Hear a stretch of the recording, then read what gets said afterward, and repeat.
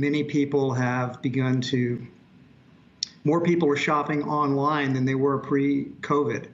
So that's a fact, but as COVID disappears, as a vaccination comes along, more and more people will return to their old patterns. But probably we'll not go back to where we were before. So there'll be more people shopping online going forward than were pre-COVID, but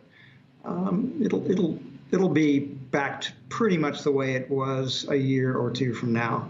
Interesting. That's what I think. And I think that's the gist of what most people understood. Is it's not like you're saying this is the end of the grocery store. It just means that, hey, some people got turned on to internet shopping and online shopping, and they might sort of stick with that.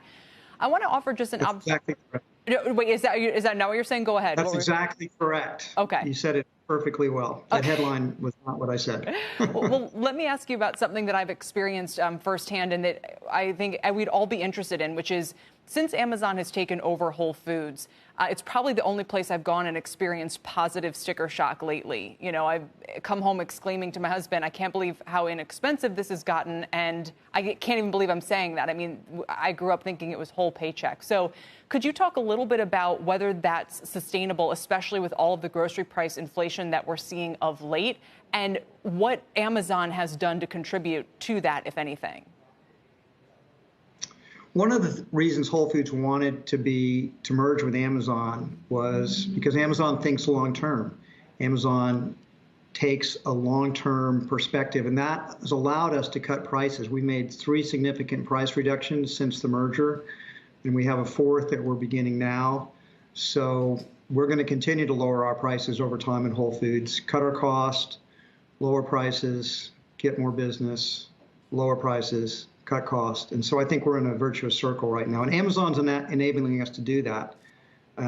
So we love that about Amazon. Could you elaborate on that a little bit when you talk about cutting costs? Because in other parts of the food industry, and namely I've seen this with fast food lately, there's a lot of price inflation. And when I've asked people about it, they say it's minimum wage, it's the supply chain pressures they face because of coronavirus, you name it. What is it that you're able to do to cut costs on the grocery side? Does it have to do at all with labor costs? Are these other kind of costs? You know, and is it sustainable because of some of the shortages we've seen this year? The way you cut costs is you have to work on every detail of your business. You have to look at where you're spending your money, what Amazon's brought new critical tools to Whole Foods to help us think it through, to cut down our shrink, cut down our spoilage, cut down our theft that's occurring. They're helping us to rethink the way we organize our stores to a certain extent. And so we're just bringing a more critical eye to our cost at Whole Foods. And I mean, we also did raise our labor our wages. We went to a $15 minimum wage starting place. And so that's forcing us to be more productive. We're increasing our productivity. To partly compensate for that, we're doing some automation. We're reducing, more self-service checkouts, for example, and other things are in the works in the future that I'm not really free to talk about. But the net result is we are lowering our costs. We're lowering our G&A cost.